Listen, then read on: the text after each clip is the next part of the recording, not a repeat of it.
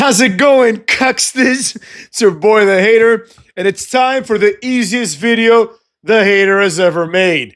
This is going to be 25 reasons, cucks, why Hulk Hogan was awesome. And honestly, is awesome because Hulkamania never dies, cucks.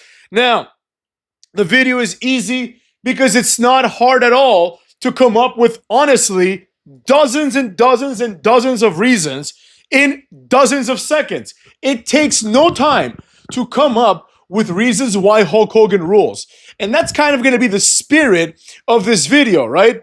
Because I know that, especially now that he's passed away, a lot of people, motherfucks, a lot of people are out there talking that shit and saying, oh, he leaves behind a tarnished legacy. And we're going to do a little rant at that in the end. But for now, let's get to what we need to get to, and that is the 25 reasons up in this bitch. Reason number one, all right, the most important reason. Hulk Hogan made wrestling. He is responsible for wrestling as we know it today. He is responsible for The Hater. He's responsible for any other YouTuber or any other media personality that does wrestling. Look at Chris Van Vliet. That guy's probably a multimillionaire by now. And how did he do it? Well, he couldn't have done it without Hogan. That's all I know. You know what I mean? So I don't want to hear all this bullshit. Oh, the founding fathers of wrestling, like Takayama and like Takeshita. No, nobody knows any of these guys, all right? It's Hulk Hogan. There's only one alpha in the history of this business, and that alpha is the man who made wrestling himself. Without Hulk, no wrestling. Without Vince, no wrestling. You could take away literally anybody else in the history of wrestling, and wrestling would still exist and be where it's at today. But if you remove Vince, who had the vision, and if you remove Hogan, who made it happen, who had the execution, then we're not talking right now, motherfuckers. The Hater's out there probably making videos on AC Milan or something like that, or rap music, or some other passion of mine, cucks. So there you have it. Reason number two, Hulk Hogan was awesome on the mic. Obviously, one of the greatest mic talkers of all time. He actually is, in my opinion, underrated for being good on the mic because he did the things that needed to be done. The crowd was always behind him, and he got his point across, and he had cool catchphrases. Reason number three. This reason is my absolute favorite reason on this list because I think it kind of informs all of the other reasons, right? Reason number three is he was and he is exceptionally cool, all right? Everything here, every other reason that I talk about, I want you to think about it in the context of reason three, that he was exceptionally cool. You see what I'm saying? Like, that informs all the other reasons. Like, for example, reason four, he was a bald icon, right? He is a bald icon.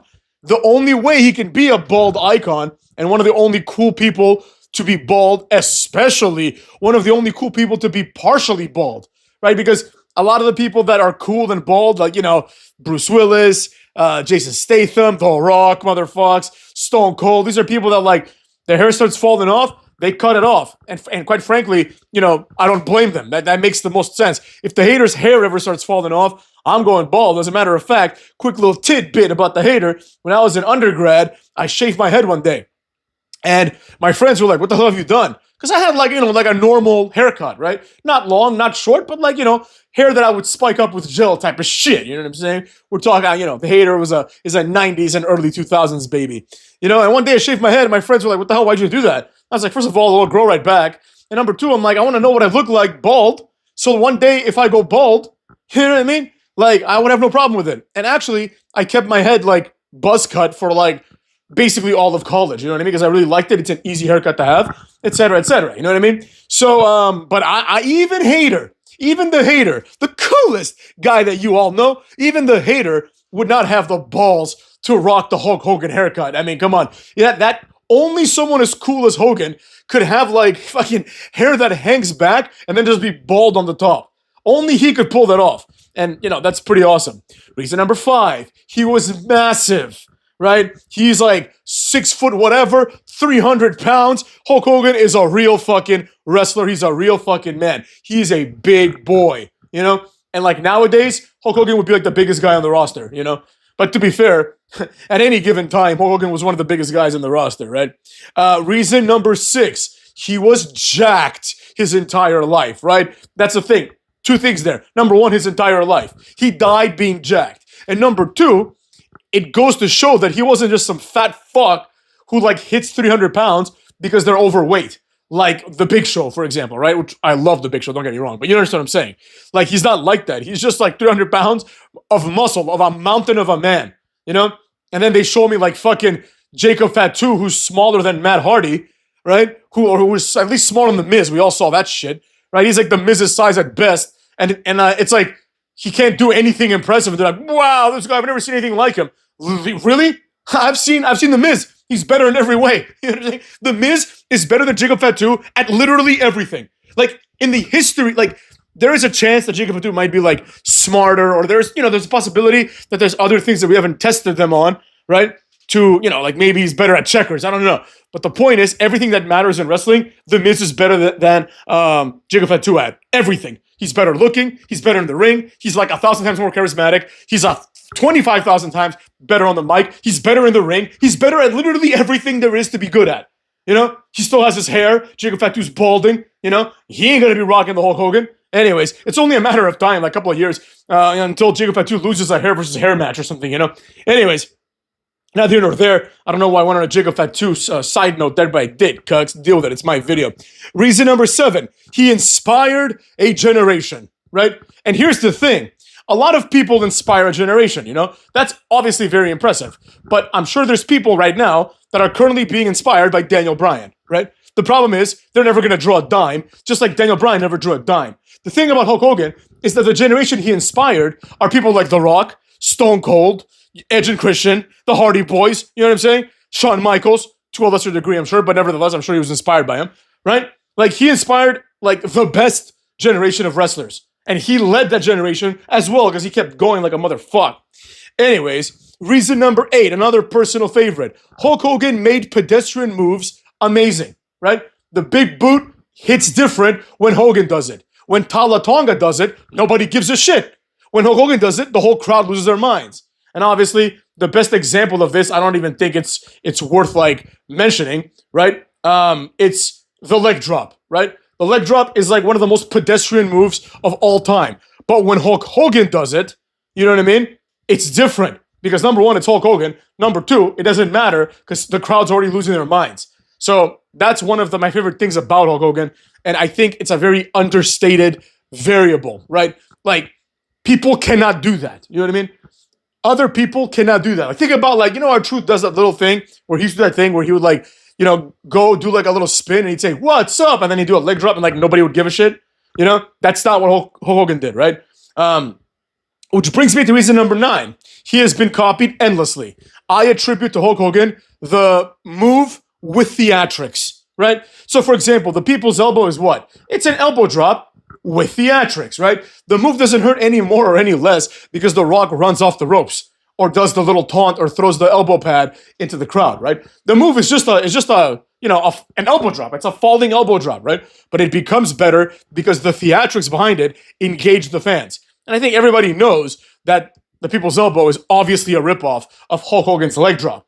I know the dumb ones, the people with probably less than 75 IQ points, are thinking, what do you mean? One's a leg drop, the other's an elbow drop. Well, get your game up. Very simple. The point of the move isn't the impact. The impact of the elbow or the impact of the leg is just the part that is necessary to finish the move. The real move with the people's elbow is the run-up, right? Now, if he misses it, he misses it. But that's what people want to see. They want to see the excitement. The Rock preparing for the move. And The Rock stole that from Hulk Hogan, right? As a matter of fact, kind of the whole point of the people's elbow is that, like, The Rock feigns that he's going to do a leg drop. You know how he always kicks his leg first? He kicks one leg up, and then he swings himself into the elbow. That's the whole point. A lot of people don't know that, but that's the whole point of the move. The point is he's going to go for the Hogan leg drop, but because he's different, he's cool, he's doing the people's elbow, which is also a great move.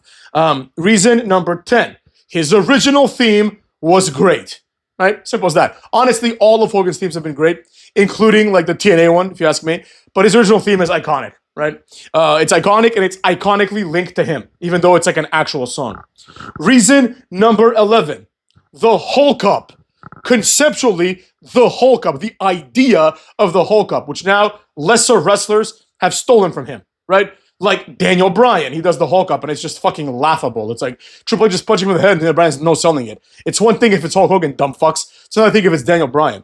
Hulk Hogan did it better than everybody, and it was awesome, and he pretty much was the first one to do it, at least on a big stage. Reason number 12, which goes right along with reason 11. Hulk Hogan had the best comeback ever. The original Hulk up, motherfuckers. Not only did he do it better than everybody and did he invent it, he also had the best one and still has the best one. Now, I'm not comparing this just to like Daniel Bryan's Hulk up and shit like that. I'm comparing this to any like comeback moment that you would see on a WWE 2K game, right? It's like, you know exactly what someone's comeback moment is going to be. Like when they first announced in whatever, like the first game that had it, I'm like, all right, Randy Orton is going to be the clothesline, scoop slam thing. Everybody knows, right? You know, everybody knows like what the comeback moment is going to be. So, or Shawn Michaels is very classic, you know, comes in the second place, comeback moment of the flying forearm, right? You know, the kip up, and then fucking, what's it called? Manhattan drop, sometimes 2 Manhattan drops, scoop slam, and then goes up for the elbow, right? But Hulk Hogan obviously has the best one, and he has the best one also because his Hulk up leads directly to his finisher, right? With Shawn Michaels, it's like, I don't think I've ever seen a match with Shawn Michaels where he does the comeback, right? Then he goes and hits the elbow. Like that part, that's happened, right? But then after hitting the elbow, he'll, you know, tune up the band, if you will, and then he'll almost always miss the sweet chin music. Like the amount of times Shawn Michaels has successfully hit the sweet chin music, like from the corner when he does the dance, is like probably less than 1%. Like he almost always fails, you know? Like same thing with Randy Orton. You know, when Orton like hits the ground and starts pounding the ground to go for the RKO, like he almost never hits that, right? The RKO, just like the sweet chin music, just comes out of nowhere. That's kind of like its draw. You know what I mean? So there you have it. I mean, I think that's pretty important as well. Anyways, Hulk Hogan invented that, and unlike people like Orton and people like Shawn Michaels, where their comeback maneuver is just a comeback maneuver, and then like the match just kind of resets. For Hogan, he does it, then he hits the leg drop and pins everybody. You know what I mean? Hulk Hogan is just awesome. Reason number 13. Say a prayer and eat your vitamins, motherfucks. Now, the hater has been an atheist for the longest time, since I was a child, basically. You know what I mean? The hater's grandpa instilled in the hater that there is no God, right? But the older that I get, the more spiritual I become, that's for sure, right? And I will say this, you know, and the reason why I brought up that I'm an atheist and I've been an atheist since before it was cool, right, is because I fucking hate all these dorky-ass atheists, you know what I mean? I used to be like that when I was young. I used to be like an arrogant atheist, but now I realize the beauty of religion, you know what I mean? And the beauty of vitamins as well, I suppose, right? The point is these are things that are not going to lead you astray. If you take vitamins, you know, bad things are probably not going to happen to you. And if you say a prayer, bad things are probably not going to happen to you because you said a prayer. And if they are, that's because someone else is being an asshole. So that's a good model. It's a good thing. And it was a good lesson to teach children. I can't even imagine how many kids were, you know, convinced to take their vitamins because Hulk Hogan said so. I know personally, many people, the hater's a little bit too young to be like a Hulk Hogan kid. You know what I mean? But I know people that are older than me that are big Hogan guys, right? And they've told me, they're like, man, I hated vitamins until Hulk Hogan said it. Then I was like, Mom, where's my vitamins? You know? Because everybody wanted to be like Hulk Hogan, motherfucks. So anyways, that's that right there. Pin this bitch. After this, we've got reason 14. The posing. The posing. You know the poses that Hulk Hogan does? Pretty much they're all classic bodybuilding poses, but nobody cares about bodybuilding. Hulk Hogan is bigger than the sport of bodybuilding. So all of those things became Hulk Hogan poses, right? The 2 arms to the side, the little hulking up thing. You know what I mean? Like even in DDP yoga, I think DDP calls it like hulking down and hulking up or whatever, right? He's got something like that, right? The point is, this is just Hulk Hogan poses now. Nobody gives a flying fuck about bodybuilding. Hulk Hogan was bigger than bodybuilding. So there you have it, cucks. Reason number 15. Everything Hulk Hogan did was infused with charisma, right? Everything. Like he could put anything over, you know? Everything he did, including like his facial expressions. Like during his entrance, not even his entrance, but you know that time period when the theme song is still playing and the wrestler is in the ring, whatever the fuck it's called. I mean, I guess it's part of your entrance, but not really because you've already entered, right? The part where like Stone Cold like walks across the ring, looks condescendingly at his opponent or whoever the fuck is in there. He goes up to the top turnbuckle and then does like the double bird, right? Hogan's like during that time, Hogan's like doing a little Hogan, you know, cup to the ear thing, like to the fans, right? And it's so cool that everyone's losing their minds, right? This is one thing that I think a lot of people want to pretend isn't real. The fact of the matter is this, motherfuckers. Whether you like it or not, right? There's some people that are just cool as shit, right? Now, some of these people in real life, we don't like them. When I say we, I mean the hater too. You know, for example, like this is not a great example because this is someone that I loved very dearly. Will Smith was one of the haters' favorite people, right? I fundamentally disagree with what he did when he slapped Chris Rock, because Chris Rock also is one of my favorite people, but it's nothing to do with that. It's more to that, it's just fucked up. It's a horrible thing to do. He did it in public. You know, he should have gotten consequences and he didn't. Instead, that cocksucker Bradley Cooper, I'll never forget it. Bradley Cooper's like consoling Will Smith. He's like, it's all right, man. It's all right. It's like, what are you doing? You're consoling the abuser. I get it. They're friends. Bradley Cooper and Will Smith. Why don't they go blow each other instead? Anyways, so the point is, someone like Will Smith, right? I don't particularly like him anymore, right? And I know that it's popular to hate on his ass now, and I get it. And quite frankly, I don't give a shit. But nobody serious is going to deny that Will Smith isn't one of the coolest people of all time. And that's the thing. People will deny that. They'll be like, oh, his rap music was whack. I really prefer, like, you know, A Tribe Called Quest to him, you know? And I'm sure you do, motherfucks. But nobody gives a shit about A Tribe Called Quest, right? Like, if you go, do you think if you go to South Korea and you're like, hey, you know what A Tribe Called Quest is? Everyone's gonna look at you and be like, what the fuck are you talking about, cut? You know, wherever the fuck you say that in Korean. But if you go and say Will Smith, they're gonna be like, Will Smith, yeah, we all know who the fuck that is. You know, there's people that are just cool as shit, right? It's as simple as that. Like, there's, again, a lot of these people, we don't like them, right? I'll give you another example. Donald Trump. A lot of people don't like Donald Trump. I'm not too hot on him right now myself either, right? But he is cool as shit. R. Kelly, motherfucks. Another hateable fuck. You know what I'm saying? But is R. Kelly cool? Of course he's cool. It goes without saying that R. Kelly's a cool guy, right? Like, you know, and then there's people that are dorks. People that I like that are dorks, like LeBron James. He's a dork. I saw him one time carrying a purse and wearing a fucking Yogi Bear hat. You know, and he thinks, wow, like, I understand fashion. What happened there was some fucking idiot, like, got into his head and said, hey, man, buy this bag. It's probably like 20 grand. Buy this sheriff's hat looking like fucking Yogi Bear. Like, instead of a fucking bag, they should have given him a picnic basket. You know, he looked like an idiot, right? But he's a dork, you know? You're never going to see, like, R. Kelly dressed like that. I mean, you're not going to see him anywhere now because he's in jail, probably getting rammed. But that's neither here nor there. The point is, motherfucks, there's people out there that are just cool as shit. Doesn't matter if you like them or not, right? You got to acknowledge it. Like, it is what it is. There's people that are cool as shit. There are people, motherfucks, like in my personal life that I know that I'm like, man, this guy's cool as shit. I don't like them. They don't like me, right? But I recognize that they're still cool, you know? And I think, you know, it's time that the world just unilaterally accepts that Hulk Hogan is one of those people, right? As a matter of fact, an argument can be made that he is the number one of those people, right? Because fundamentally, everyone that I just listed, like in their prime, they're not touching R. Kelly. I mean, R. Kelly, that's fucked up. They're probably not touching R. Kelly either, you know what I'm saying? Cooks, but they're not touching Hogan, right? Even like The Rock, even people like that, it's like, in his prime, well, Hogan would beat the shit out of all these people, you know? So like, there's also that factor. But anyways, Hogan just rules. He's just a fucking man. Anyways, with that being said, let's get to, this is like an important transitional period in this video, right? Because the next thing is going to be a transitional reason. And that is reason 16. What you gonna do, brother? You know what I'm saying? One of the greatest catchphrases of all time. And that catchphrase is coupled up with multiple other similar catchphrases, like, you know, the continuation of it, like Hulkamania running wild, you know, on you, all that other shit. You know, Hogan is that dude. But this is where the transition happens. Because reason 17 is he made WrestleMania, right? And he didn't just make one WrestleMania or two WrestleManias or three or four WrestleManias, but he made the concept of WrestleMania. And now we transition to what he did after that shit, right? Reason number 18. You knew it was coming.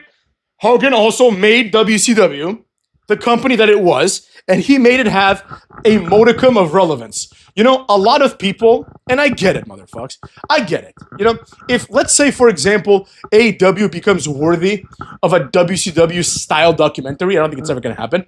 If they do that, they will have to say things like, well, AEW was paying, like, Miro $2 million, right? And then people are going to look at it and be like, wow, man, they almost beat WWE because of Miro, right? Which is completely not true, you know? And WCW says that too, right? People are like, oh, you know, WCW had all this talent because they had all this money. And it's like, then you look around and it's like, oh, they were paying Scott Hall $2 million. Scott Hall, I love Scott Hall. You know what I mean? I'm even a Kevin Nash fan, right? But let's not get it twisted, motherfucks. Nobody gives a shit about Kevin Nash or Scott Hall. In the grander scheme of things, they are the Miro and Aleister Black of WCW. And Hulk Hogan is, I guess for lack of a better comparison, he is Cody Rhodes, right? He is the guy of AEW. You know? But except it's not Cody Rhodes, it's Hulk Hogan instead, right? The reality is this. You know, there's a lot of people that I like from WCW, Sting included, Booker T, Steiner. These three guys are like three of my personal favorites, you know, especially Steiner and Booker. Like, I would, if I did a top 10 wrestlers of all time right now, I'd probably put Steiner and Booker in that list. Booker for sure. Like, I think Steiner as well, you know? And they had a lot of younger guys. You know, I've talked about this before. But at the end of the day, it's like, don't get it twisted. Everybody knows, like, everybody knows deep inside their hearts that the real number one guy there was 100% Hulk Hogan. He is the one that got the views. Nobody tuned in to fucking see like Lash LaRue like fighting Chavo Guerrero. You know what I mean? Nobody gives a shit. And quite frankly, if we're being honest, nobody tuned in to watch Eddie Guerrero or Jericho or Benoit. They were literally all there to watch Hogan, right? He is the dude. Bret Hart never drew a dime compared to Hulk Hogan, right? Hulk Hogan is the most massive draw in the history of, like, definitely in the history of wrestling. But he might be one of the biggest draws in the history of sport, right? He might be. You know, I mean, like, it's tough because you got, like, you know, Tom Brady, Michael Jordan. You got a few, you got some big competition, but he's undoubtedly the Tom Brady or the Michael Jordan of WWE and wrestling as a whole. It's not even close, motherfucks. Reason number 20, another personal favorite. He completely changed himself with the NWO. Sorry, that was reason 19. He completely changed himself with the NWO. And reason 20, since we kind of fucked it up, reason 20, even easier, motherfucks. He had and has one of the best heel turns of all time. In my personal opinion, it's right there. It's like, it's probably the best heel turn of all time, right? I don't think many things come close to it. I know it's going to sound weird, but one thing that I think does come close to it is the Stone Cold heel turn. In some ways, the Undertaker heel turn, where he made JR kiss McMahon's ass. That was a pretty good heel turn. The Jeff Hardy and TNA heel turn was, like, not as epic, of course, but for the company and considering what Jeff Hardy is, it was a big deal. But that's kind of how it goes, right? I can't think of many other heel turns. There's heel turns that I like more. Like, I think the Trish heel turn, when she turns on Jericho and aligns with Christian, is like one of the best heel turns ever for me, right? But I recognize that, you know, the heel turn of Hogan is like it's the heel turn. You know what I mean? It's never going to be duplicated again. And you know why? Because you're never going to see a star like Hogan ever again, right? The whole point is this guy is the number one wrestler of all time. He has no reason to turn heel, right? That's why Cena didn't do it until the end, right? Hogan did it, I wouldn't say in his prime, like, at least not physically, but he did it within his prime. Because WCW Hogan, in my personal opinion, was the prime. He looked great. He was jacked as shit, right? He was believable. You know? What more do you want? Reason 21. As a result of this heel turn, he was responsible for one of the best factions of all time, the NWO. Not my personal favorite faction, but definitely a top faction in any capacity, right? That's just the reality. You know what I'm saying? There's no doubt about it that, you know, the NWO is elite, and that's why they're being copied today by people in all elite wrestling. You know what I mean? Like, it's just silly. They're like one of the best factions of all time. And quite frankly, I know a lot of people complain about, oh, NWO, too many members. Obviously, I agree. Like, the problem wasn't too many members. The problem was that, like, the NWO started out with Hulk Hogan, the greatest wrestler of all time, and two capable wrestlers in Kevin Nash and Scott Hall, right? Like, when you add, like, Virgil to the equation, motherfucks. When you add, like, fucking Conan to the equation, you know? When you add even X-Pac, who I like, to the equation, it's like, you look around and you're like, bro, this shit started with Hogan.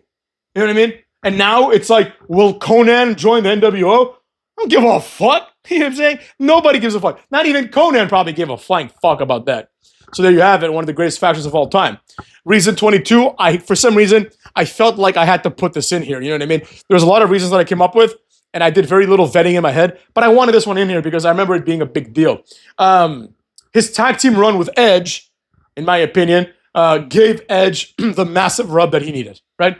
This went to show that the WWE is very bullish on Edge, right? Because Edge won the title with Hulk Hogan, right? You know what I'm saying? Like, nobody gave a shit about Edge in that equation, right? The big story here was Hulk Hogan is now tag team champion. And it just so happens that he did it, he achieved this goal with like Edge, who was a big fan of Hulk Hogan, right? But so was Christian, so was Jeff Hardy, Matt Hardy. I'm sure Bubba Ray and Devon also loved him. Everybody liked Hulk Hogan, right? You could have literally done this to everybody, but they did it to Edge so you could get the rub. And I thought that was great. Reason number 23. His last real run with the WWE was great. This was an epic run in many ways, right? Triple H, as a face, had just beaten Chris Jericho at WrestleMania, right? This is a massive deal. He just beat Jericho at WrestleMania to become the WWE champion at the main event of WrestleMania, right? Which at that time was presented as the biggest WrestleMania of all time, right? That's what happened, right? Think so, yeah. Then what the fuck? Oh yeah, because The Rock and Stone Cold was, different years, cucks. So anyways, Triple H becomes champion after winning the Rumble, making his epic comeback and getting one of the biggest pops of all time. Because Triple H was massively over in the 90s and the early 2000s, right? After doing this, I'm thinking to myself, man, we're about to get another Reign of Terror up in this mug. You know what I mean? Because to me, the Triple H DX reign felt like a Reign of Terror too. You know, I'm like, man, we're gonna have another one of those where like, all right, he's gonna hold it for like a year. I mean, like once in a while, like the Big Show will win it for a week, but he's gonna hold it for a year, type shit. And then all of a sudden, he gets his ass whooped by Hogan. All of a sudden, Hogan is the WWE champion. I was so disinterested in this pay-per-view because I'm like, yeah, there's absolutely no way that Hogan's winning this match.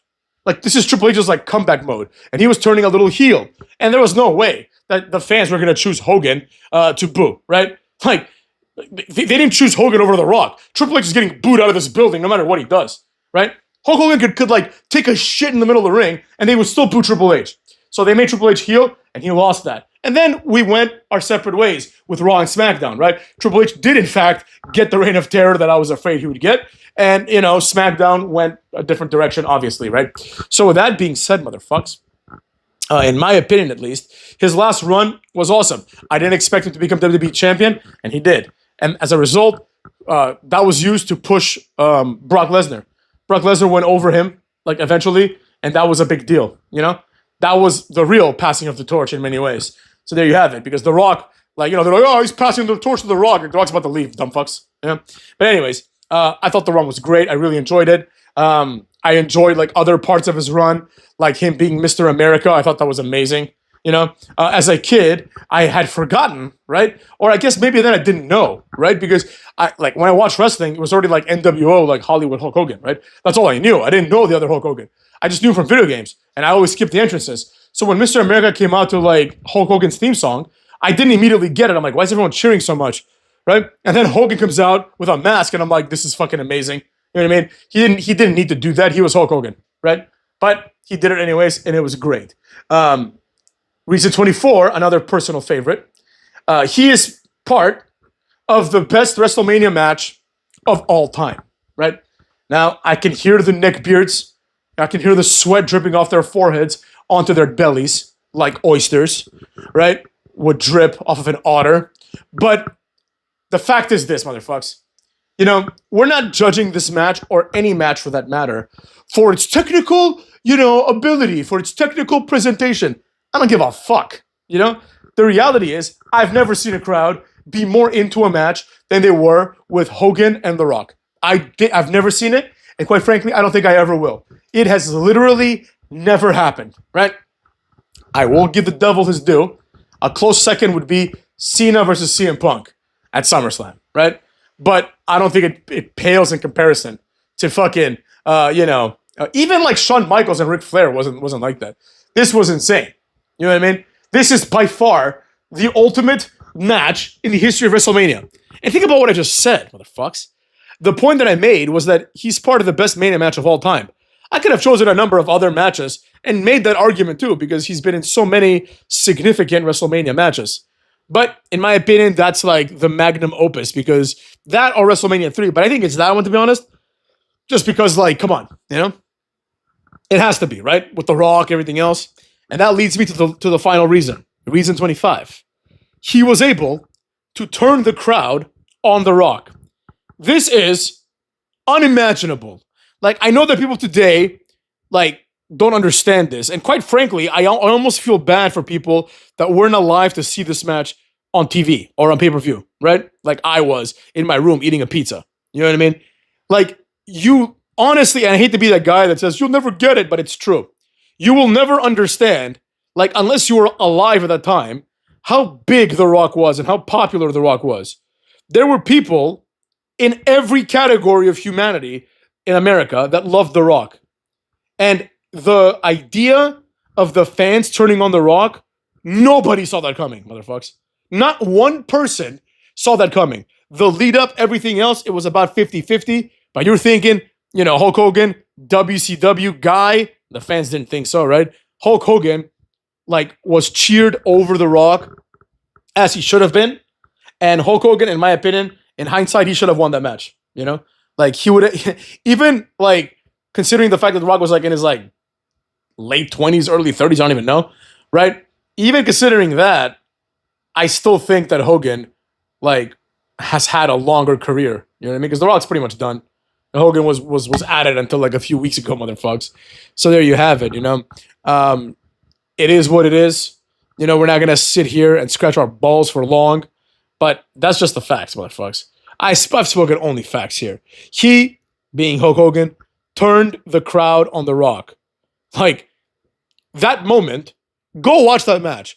That moment is the situation when you realize that the person who everyone thought was the number one most popular guy in WWE history, The Rock, some may say it's Stone Cold, I personally think it was The Rock, that guy realizes real quick that he's not, and that it's Hogan. And quite frankly, I respect Stone Cold's intelligence, because they wanted it to be him versus Hulk Hogan. But the fact was the fact. I think Hogan was like, all right, we're going to do it. And I think Austin understood that, like, this is not going to be a good look. I think The Rock understood too. But, like, The Rock was able to leverage it for something good, you know? I don't think anybody else had any idea what was going to happen. The fans completely turned on that bitch. So that being said, this has been 25 Reasons, my favorite 25 Reasons of all time. You know what I mean? Straight up, it's been I don't want to say it's been an honor and a privilege, but it's been a good time doing this video about Hulk Hogan. You know, may he rest in peace, you know? And with that being said, we'll leave it at that. I know I had a rant that I needed to do about, like, people hating on Hulk Hogan, but that'll be another video, I guess, because it's been already like 35 minutes of this bitch. So that being said, take care of yourselves, motherfucks.